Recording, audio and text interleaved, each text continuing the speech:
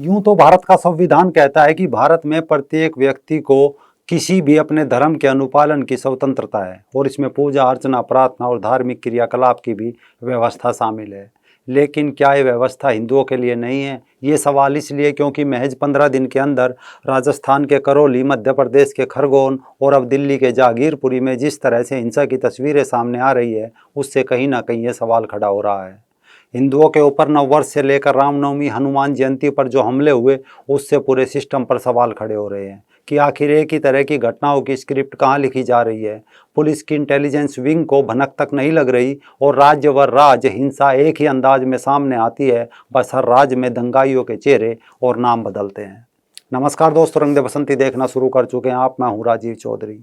चलो मान लिया राजस्थान के करौली और मध्य प्रदेश के खरगोन में जो हिंसा हुई वो महज एक संयोग था, लेकिन जिस तरह से देश की राजधानी दिल्ली के जागीरपुरी में शनिवार को जो हुआ उसे हम क्या कहें, क्योंकि जिस तरह की वीडियोज और बयान सामने आ रहे हैं उसे देखकर लगता है कि भारत का संविधान यहाँ बोना है और शरीयत हुकूमत बड़ी दिखाई दे रही है।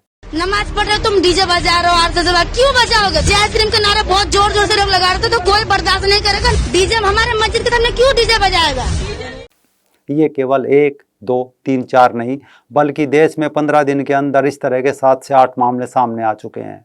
वैसे भारतीय समाज में देखा जाए तो घर की छतों को स्टोर रूम के रूप में इस्तेमाल किया जाता है। पुराना कूलर हुआ छत पर डाल दिया, सोफे फटे हाल हुए तो छत के किसी कोने में रख दिए। टूटी हुई चारपाई से लेकर पुराने मेज कुर्सी, यानी हर एक वो सामान जो इस्तेमाल से बाहर होता है उसे अधिकांश लोग, अधिकांश परिवार छत के किसी कोने में डाल देते हैं। लेकिन करौली में जिस तरह जांच में सामने आया कि यहाँ उपद्रव की प्लानिंग पहले से थी, छतों पर सैकड़ों टन पत्थर, लाठी, सरिया, चाकू बरामद किए गए। क्या इसे भी हम संयोग कह सकते हैं? यह चीज़ें क्यों छत पर रखी गई थी? क्या ये घर में इस्तेमाल होने वाला सामान है? इन सब के बावजूद भी पुलिस और खुफिया एजेंसियों ने मामले गंभीरता पूर्वक नहीं लिए। नतीजा ये हुआ कि एक मकान, 35 दुकानें जला दी गई, 40 से अधिक लोग घायल हुए, 4 पुलिस वाले भी घायल हुए। उपद्रवियों ने 30 से ज़्यादा बाइक तोड़ डाली। करौली के बाद मध्य प्रदेश के खरगोन शहर में रामनवमी के जुलूस में पथराव और आगजनी के बाद पूरे शहर में कर्फ्यू लगाना पड़ा। सोशल मीडिया पर जो वीडियो सामने आए वे 2 लोगों के द्वारा बनाए गए थे। एक तो वो जो उस पक्ष के थे, दूसरे वो जो उस पक्ष के थे। उन पर एक बार भी विश्वास नहीं किया जा सकता या कहा जा सकता है कि एक तरफा बनाए गए हैं। लेकिन ये सवाल सीसीटीवी फुटेज पर नहीं उठाया जा सकता, क्योंकि हिंसा का सच सीसीटीवी फुटेज में सामने आया कि नकाबपोश उपद्रवियों ने किस तरह शहर में उत्पात मचाया, लोगों के घरों को लूट लिया। जब ये खरगोन में चल रहा था, उसी दिन गुजरात के साबरकांठा के हिम्मतनगर में यही सब हुआ। पेट्रोल बम भी फेंके गए। पुलिस ने 4 उपद्रवियों को पकड़ा। खंभात शहर में भी हिंसक झड़प हुई। हथियार के तौर पर पत्थर, कांच की बोतल और लाठियां इस्तेमाल की गई। इमामबाड़ा चौक, अशरफनगर, कस्बा छपरिया में भी हिंसा की घटना दर्ज की गई। देश के कई राज्यों में हिंसा की स्क्रिप्ट को मान लिया जाए कि राज्य सरकारों की नाकामी थी, पुलिस की इंटेलिजेंस विंग की कमजोरी रही। लेकिन इसके बाद जब यही सब देश की राजधानी दिल्ली में हुआ तो विश्लेषण को लोग मजबूर हुए, क्योंकि जागीरपुरी में हनुमान जयंती पर निकाली जा रही शोभा यात्रा के मस्जिद के करीब पहुंचने पर हिंसा भड़क गई। चश्मदीदों ने बताया कि उपद्रवियों ने पहले पत्थर, बोतल और चोट पहुंचाने वाली चीजें जमा कर रखी थी। पुलिस के अनुसार माने तो मस्जिद के पास 2 पक्षों में बहस हुई, जिसके बाद मस्जिद से पथराव शुरू हो गया। फिर हिंसा भड़क उठी, फायरिंग तक हुई। अगर इसे भी संयोग माने तो रुड़की के भगवानपुर इलाके के डाडा जलालपुर में भी शनिवार रात को हनुमान जयंती पर निकली शोभा यात्रा पर पथराव हुआ था। इसमें काफ़ी लोग घायल हुए। पुलिस के अनुसार यहाँ भी मुसलमानों, जिसे प्रिंट मीडिया की भाषा में एक विशेष समुदाय कहा जाता है, उसने पहले से ईंट पत्थर जुटा रखे थे। ये भारत की वो घटनाएं हैं जो पिछले 15 दिन में एक के बाद एक सामने आई। लेकिन स्वीडन में ऐसा क्यों हुआ? वहाँ तो रामनवमी की कोई झांकी नहीं थी। अचानक स्वीडन के ओरबो शहर में शुक्रवार की नमाज के बाद नकाबपोश नमाजियों ने अल्लाह अकबर के नारे लगाते हुए पुलिस की गाड़ियों में आग लगा दी। स्वीडन के प्रतिष्ठित दैनिक अखबार आफ्टोब्लाडेट लिखता है कि इस मामले में 9 पुलिसकर्मी बुरी तरह घायल हुए। दंगाइयों के उन्माद को देखते हुए पुलिस को पीछे हटना पड़ा, जिससे दंगाइयों को नॉरकोपिंग, रिकीबी, स्टॉकहोम और ओरंबो जैसे कई शहरों में दंगे करने के लिए हिम्मत मिली, जिस पर पुलिस के प्रवक्ता आशा विल्सन ने कहा है कि इनकी मानसिकता अब आक्रामक हो गई है।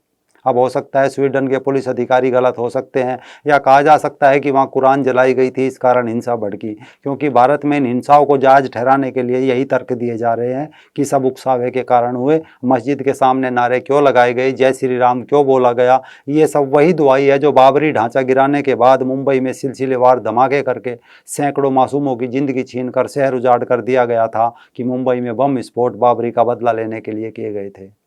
लेकिन अब ऐसे तर्क समीक्षा की मांग करने लगे हैं, क्योंकि ये रमज़ान का महीना है तो उनका मानना है कि इस दौरान अल्लाह उनकी हर भूल क्षमा कर देता है। दूसरा, कुछ लोग रमज़ान को युद्ध का महीना भी मानते हैं, कहते हैं कि यह प्रथा इस्लामिक इतिहास से आती है, क्योंकि मोहम्मद ने अपनी पहली जिहाद, जिसे बद्र की लड़ाई के नाम से जाना जाता है, वर्ष 624 में रमज़ान के महीने में लड़ी थी। इसके 8 साल बाद रमज़ान के ही महीने में मक्का पर जीत हासिल की थी। इस कारण 2017 सीरिया में अल-कायदा के आधिकारिक संगठन नुसरा फ्रंट ने रमज़ान को विजय अभियान का महीना बताया था, और रमज़ान के नज़दीक आते ही IS के प्रवक्ता अबू मोहम्मद अल-अदनानी ने दुनिया भर में अपने समर्थकों से कहा था, तैयार हो जाओ काफिरों के लिए, इसे आपदा का महीना बनाने के लिए तैयार हो जाओ। शायद ये वही अपील थी जिसने उमर मतीन जैसे अकेले आतंकी को फ्लोरिडा के ओरलैंडो में एक क्लब में 49 लोगों की हत्या के लिए प्रोत्साहित किया था। इसके अलावा आधुनिक जिहाद के जनक माने जाने वाले अब्दुल्ला आजम ने 1980 के दशक में अफगानिस्तान में अरब विदेशी लड़ाकों का नेतृत्व किया था। अब्दुल्ला आजम वही शख्स है जो 1980 के दशक में जिहाद की सोच को लेकर मदरसे और मस्जिदों तक पहुंचा था। उसने भी यही तर्क दिया था कि जिहाद इबादत करने का सबसे बेहतरीन तरीका है, इस रास्ते से ही मुसलमान को जन्नत हासिल हो सकती है। हालांकि जिहाद और रमज़ान से उनके संबंध की इन व्याख्याओं से लेकर भारत का आम मुसलमान निराश हो सकता है। उनके लिए महीना संयम और खुद के अंदर झांकने का हो सकता है। लेकिन इस्लाम में संकट कुछ ऐसा है कि चरमपंथियों की व्याख्या प्रामाणिकता और हिंसा समझ से परे है। कट्टरपंथी तो ये तक मानते हैं कि रमज़ान के महीने में अगर ज़्यादा नमाज पढ़ने और दान देने को प्रोत्साहन दिया जाता है तो ज़्यादा से ज़्यादा रक्तपात को क्यों नहीं। यदि हम इसको इस तरीके से देखेंगे तो समझ आ जाएगा आखिर क्यों हर वर्ष रमज़ान के महीने में इतनी भयानक घटनाएं, हिंसाएं, पथराव, आतंकी हमलाएं, हत्याएं और रक्तपात होता है। हालांकि रमज़ान को लेकर जो नैरेटिव गढ़ा गया है वो ये है कि अमन, शांति और इबादत, लेकिन इस्लाम में ये है कहाँ। ये अपने मजहबी भाइयों तक को इस माह में बख्शने को तैयार नहीं होते। पिछले साल अफगानिस्तान में सत्तारूढ़ पार्टी ने तालिबान से अपील की थी कि रमज़ान के माह में हिंसा ना हो, इसके लिए युद्ध विराम किया जा सकता है, लेकिन तालिबान ने साफ इनकार कर दिया और उसी दौरान 63 छात्राओं का तालिबान ने नरसंहार किया। इसके अलावा IS और अल-कायदा हर बार रमज़ान से पहले जिहाद की अपील करते हैं। अमेरिकन यूनिवर्सिटी के न्याय और कानून अपराध शास्त्र विभाग के प्रोफेसर सुत कुबुकू और ब्रैड बार्थोलोम्यू ने रमज़ान और जिहाद के आपसी संबंध को लेकर बड़ा शोध किया। दोनों ने 1984 से लेकर 2016 के बीच मुस्लिम बहुल देशों और IS जैसे जिहादी संगठनों पर ध्यान केंद्रित करते हुए रमज़ान के दौरान होने वाली आतंकवादी घटनाओं, हत्याओं का विश्लेषण किया।